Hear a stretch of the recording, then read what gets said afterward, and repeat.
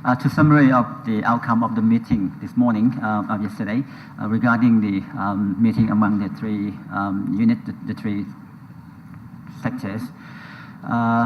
Regarding the judiciary process, the head of the National Council for Peace and Order give the policy that within the law and order or judiciary process, he will not interfere, but he will give a guidance as the outline for the organization to perform in order to gain trust and confidence back from the people. Lately, situation in the past has downgraded the credibility people having for our judiciary system, and of course, this time it's time to regain that credibility, dignity back to the organization. And anything that related to the normal case would be proceeded by using the normal law instead of the martial law act. Basically, he emphasized on transparency, equality, and all people will get access to the law without discrimination, without being discriminated. This is the basic concept that been given yesterday. And regarding the special affair,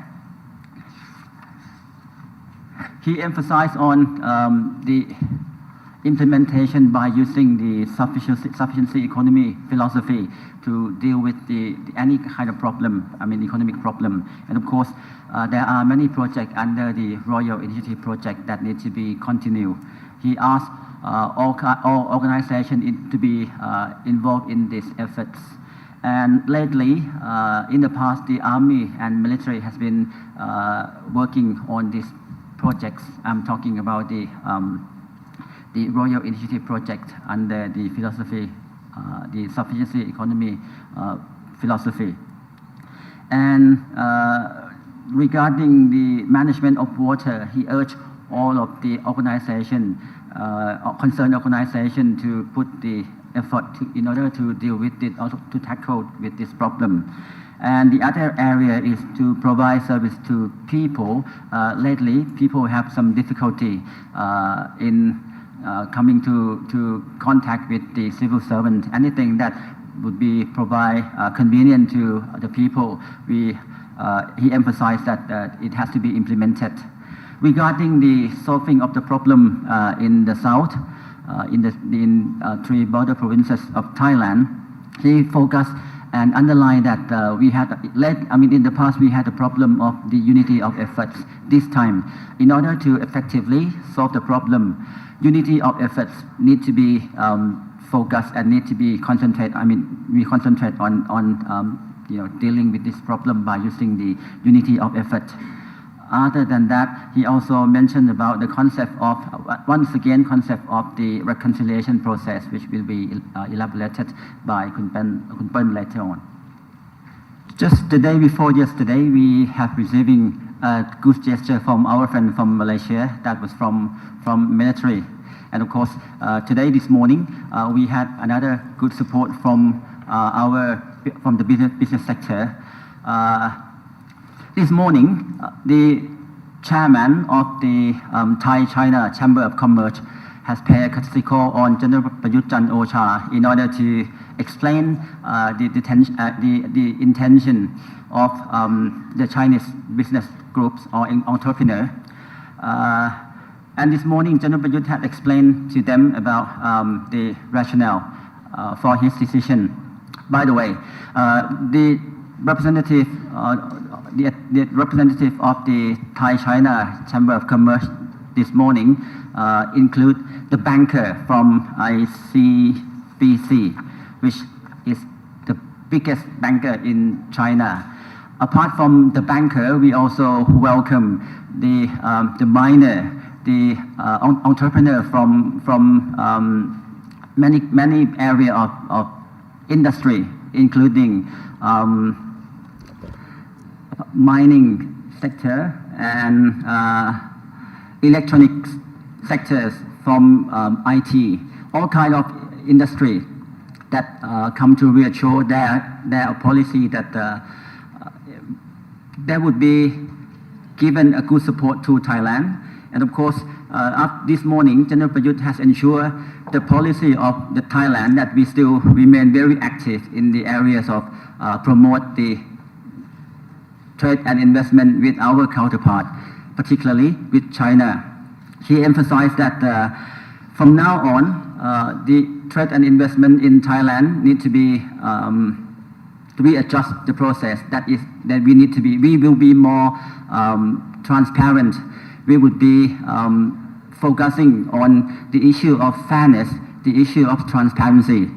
And of course, anything that would be invested in the future, we focus mainly on the benefit that would be given to the people without any subsidy, without any interest given to the government or even given to the civil servant.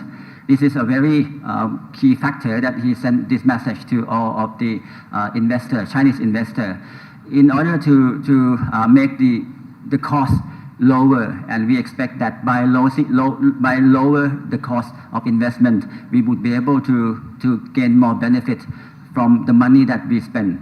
So the government spending, the money spent by the government or by our civil servant would be worthwhile for everything for the people. And he also emphasized that from now on, all of the investment from every country would need to strengthen the Thai community, the Thai people. For example, we need to have a training course for our Thai people or Thai laborers. And of course, we need to have the technology transfer. And we need to increase the value of our product, our local product. For example, if you want to create the tire, we need to buy rubber from Thailand. This is how we make sure that the cost of our product would be rising and would be. This is the way to help our farmer, our agriculture our agriculture products. Apart from that, he also emphasized that we suggested that the manufacturing base should be in Thailand, and of course, the main factory would be administered by Chinese, for example, but the sub-factors, the sub-manufacturer should be implemented, should be administered by Thai. Other than that, all projects, including all manufacturing or factory, need to have the system to look after, complete system to look after the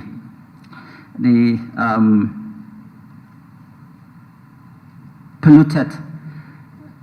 We need to have a good air for the people. So anything that would lead to contamination or having our environment being contaminated, those projects need to solve this problem, need to look after this issue before offer the project to the council. Other than that, we emphasize on increasing the potential of the Thai workers. As mentioned, that there might be a project like provide a working seminar, provide the visiting tour in order to increase experience of our worker. One issue that is very important is the tourist industry.